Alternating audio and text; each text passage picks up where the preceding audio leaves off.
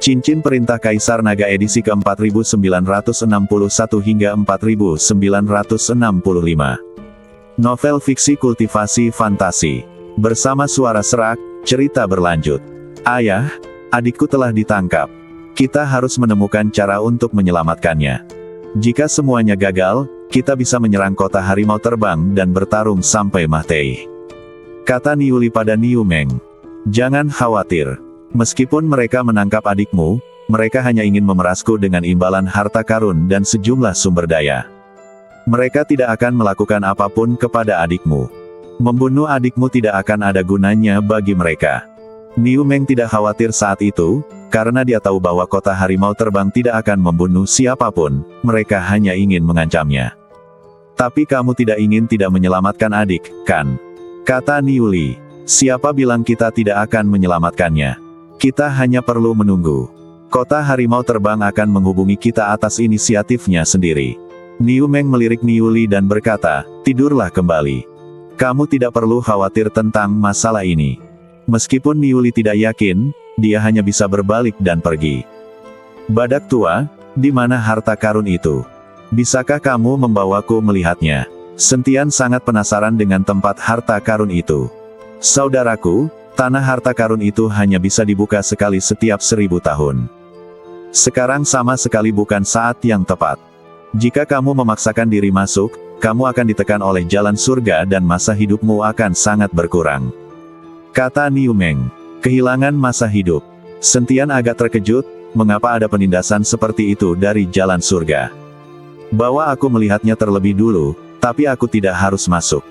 Melihat Sentian bertekad untuk pergi, Niu Meng hanya bisa mengangguk dan berkata, baiklah, aku akan mengantarmu ke sana terlebih dahulu, tetapi jangan impulsif. Jika kamu masuk dan tidak keluar hidup-hidup, itu akan merepotkan. Jangan khawatir, aku tahu apa yang kulakukan. Sentian mengangguk. Niu Meng membawa Sentian ke tempat harta karun, sementara orang gila abadi dan Bai Yi memilih tinggal di rumah penguasa kota. Sentian mengikuti Niu Meng dan terbang selama beberapa jam. Ketika dia merasa hendak terbang keluar dari seluruh wilayah ras binatang, dia akhirnya berhenti. Melihat tanah tandus di mana-mana, Sentian mengerutkan kening dan bertanya, apakah ini masih wilayah kota badakmu? Mereka telah terbang ribuan mil jauhnya. Jika ini masih wilayah kota badak, maka kota badak terlalu besar. Ya, ini masih wilayah kota badak kita, tapi kedepannya adalah wilayah kota harimau terbang, dan tanah harta karun ini adalah tempat di mana kota harimau terbang dan aku sering berselisih memperebutkannya. Tetapi masih ada lebih dari 300 tahun sebelum tanah harta karun itu dibuka.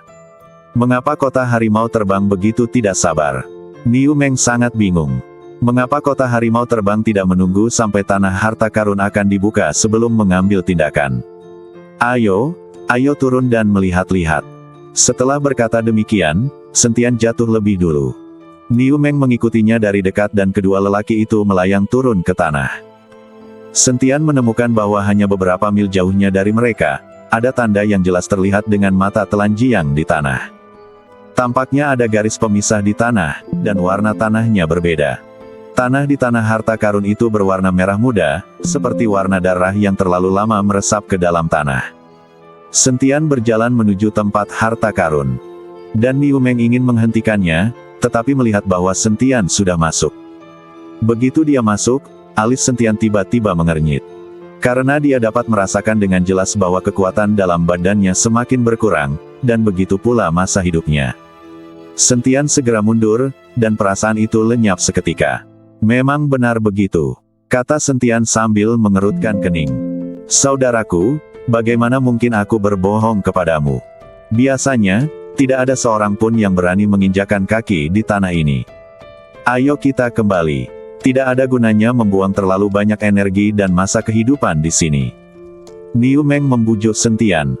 Sentian tidak bergerak, tetapi menatap tanah harta karun di depannya, lalu bertanya, kamu mengatakan ini adalah penindasan jalan surga hukum surgawi. Jika kita dapat melanggar jalan surga ini, apakah semuanya akan baik-baik saja?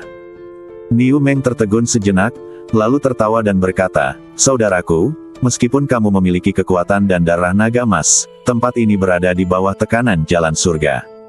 Bagaimana kamu bisa menembus jalan surga?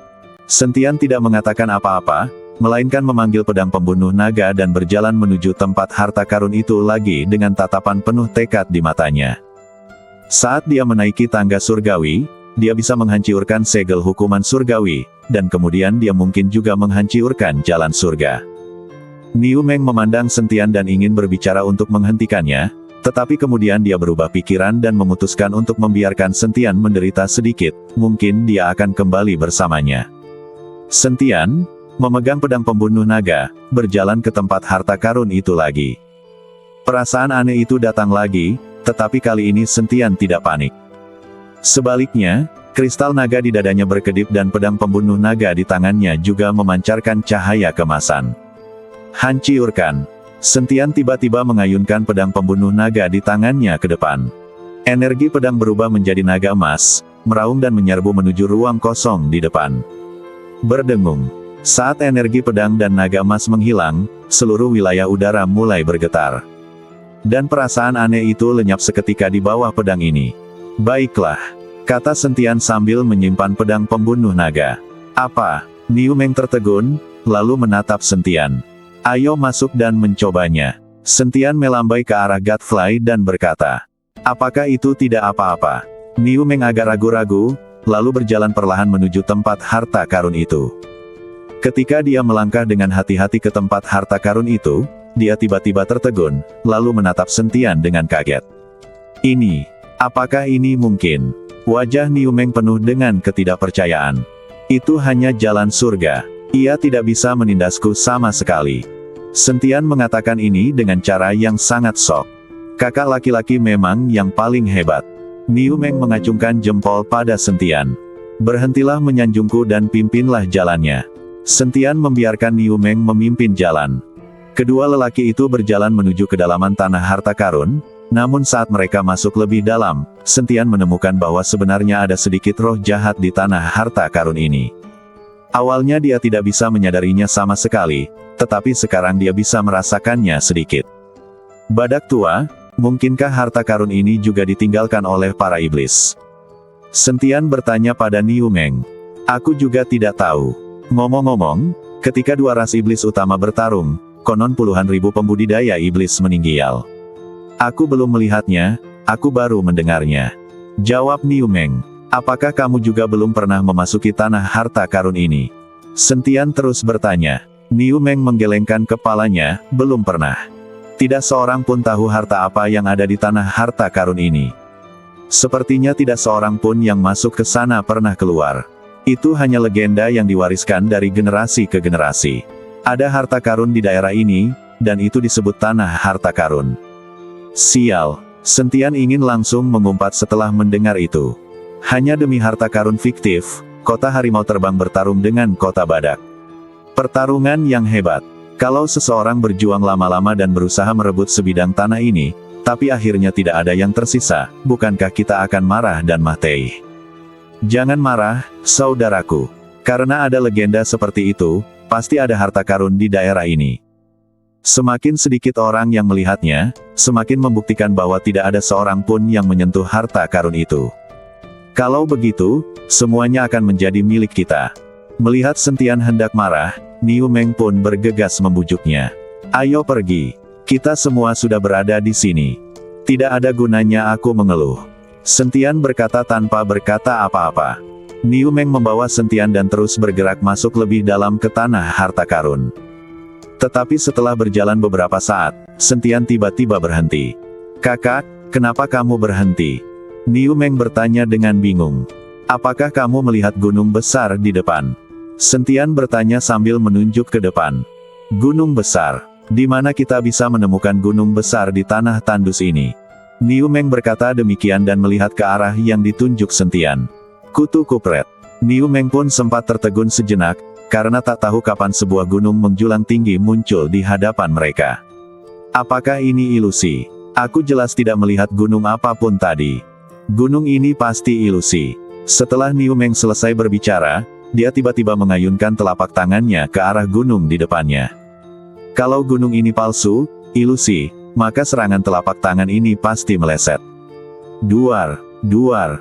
Disertai suara yang memekakkan telinga, pasir dan batu beterbangan kemana-mana.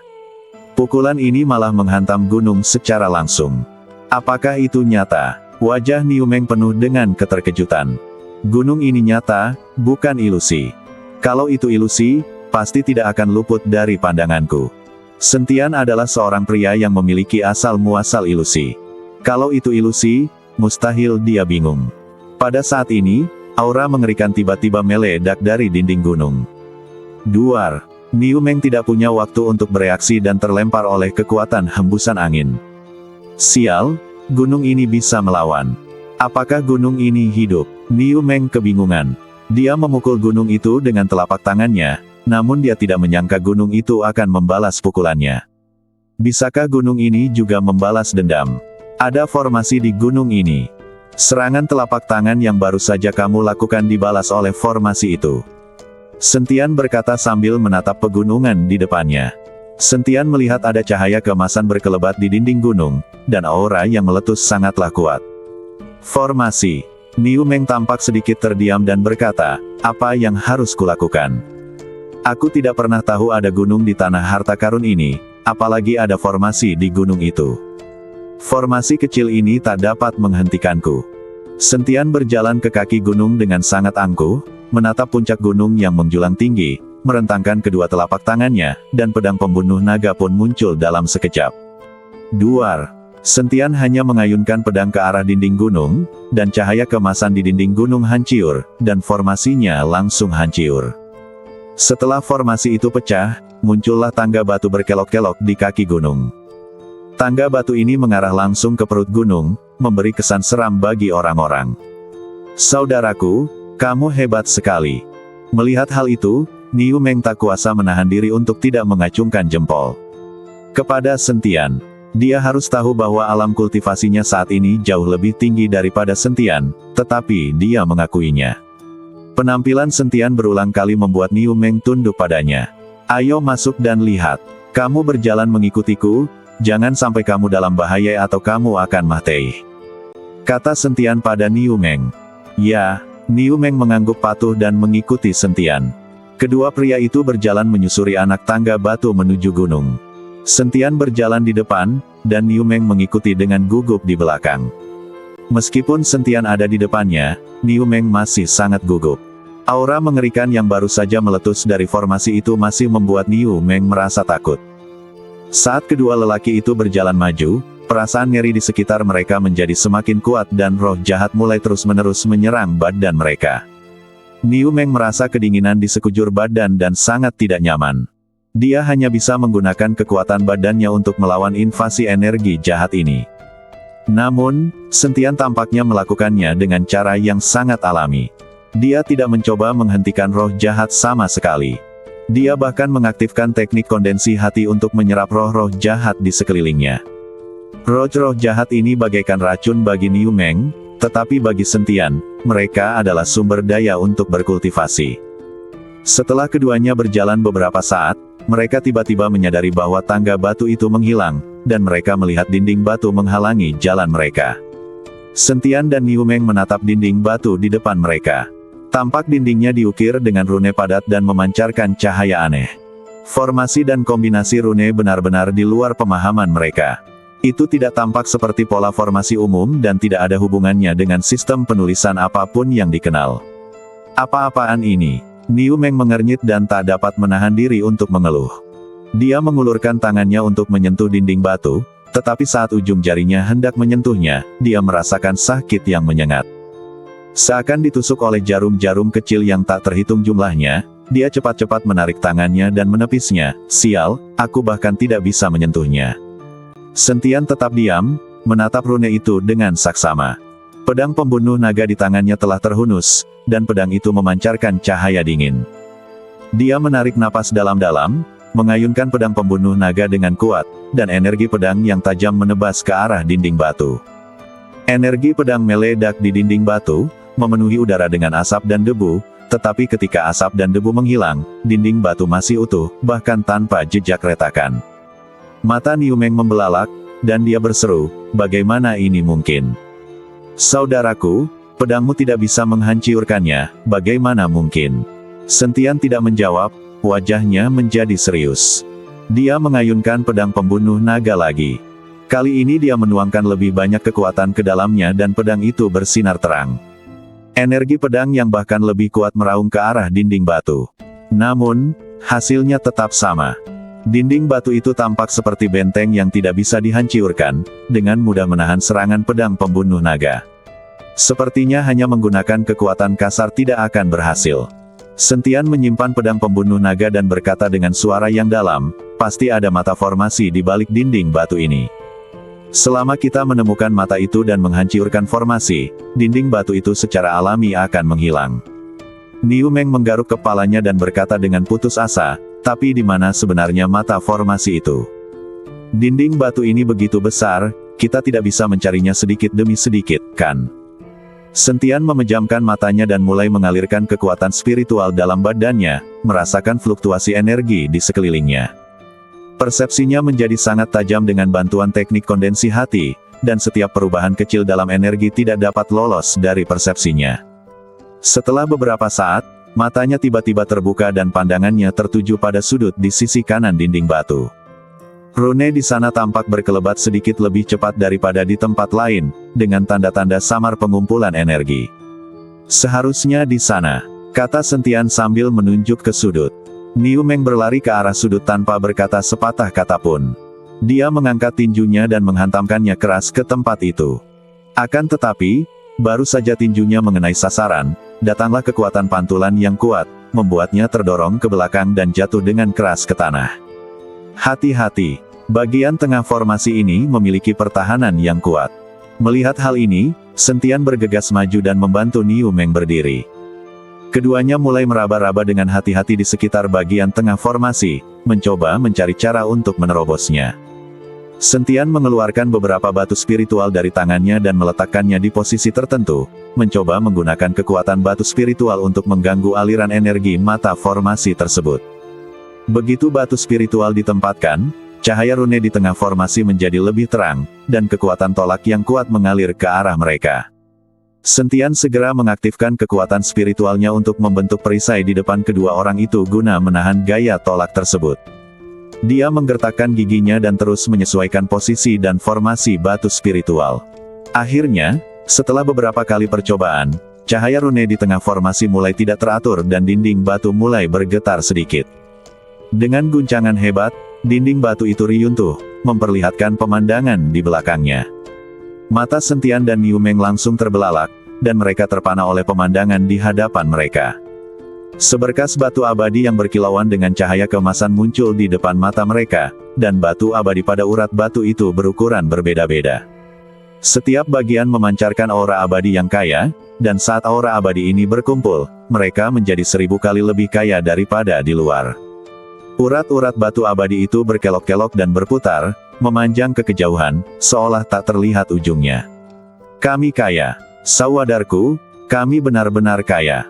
Niu Meng melompat kegirangan, wajahnya penuh kegembiraan. Dia tidak sabar untuk bergegas mengambil batu abadi, tetapi dihentikan oleh Sentian. Hati-hati, urat batu abadi yang begitu berharga tidak bisa dibiarkan begitu saja tanpa dijaga. Sentian melihat sekelilingnya dengan waspada, matanya penuh kehati-hatian. Pada saat ini, terdengar tawa menyeramkan dari dalam tambang. Dua semut bodoh berani menginginkan batu abadi milikku. Sambil tertawa, sekelompok iblis muncul dari kedalaman tambang. Iblis-iblis ini bentuknya bermacam-macam, ada yang bersayap besar, ada pula yang ditutupi duri. Mata mereka memancarkan cahaya hijau redup dan api hitam terus-menerus keluar dari mulut mereka. Kemanapun mereka pergi, tanahnya terbakar menjadi lubang hangus. Iblis yang memimpin itu sangat besar, tingginya 10 kaki, dengan 3 tanduk besar di kepalanya. Di tangannya, ia memegang kapak perang besar, dan bilah kapak itu memancarkan cahaya dingin yang mendebarkan hati. Melihat iblis-iblis ini di depannya, Sentian merasa sedikit bingung. Orang-orang ini bukanlah manusia atau binatang, bukan pula tampak seperti iblis atau hantu, dan bentuk badan mereka sangat aneh. Orang-orang ini bukan iblis sungguhan. Meskipun mereka memiliki darah iblis, dan mereka adalah ras iblis. Mereka adalah campuran iblis dan manusia binatang. Meskipun dia terlihat jelek, dia mewarisi kekuatan manusia binatang. Kekejaman. Para iblis sangat sulit untuk dihadapi. Melihat ini, Raja Iblis Awan Merah mengikuti Sentian untuk menjelaskan. Ketika Sentian mendengar ini, dia tidak bisa berkata-kata, terutama ketika dia mendengar kata ras campuran. Ayahnya adalah garis keturunan seekor naga emas, yang dianggap sebagai manusia binatang, sementara ibunya adalah manusia sungguhan. Kalau begitu, bukankah dia juga campuran? Saudaraku, siapa mereka ini? Seram sekali. Niu Meng pun terkejut ketika melihat iblis yang ada di hadapannya. Mereka adalah ras iblis, gabungan antara manusia binatang dan iblis. Kata Sentian, campuran. Niu Meng tercengang ketika mendengar dua kata itu. Pemimpin iblis juga sangat marah ketika mendengar kata ras campuran. Tidak seorang pun dari kalian akan keluar hidup-hidup hari ini. Pemimpin iblis itu meraung dan mengayunkan kapak perangnya ke arah Sentian dan Niu Meng.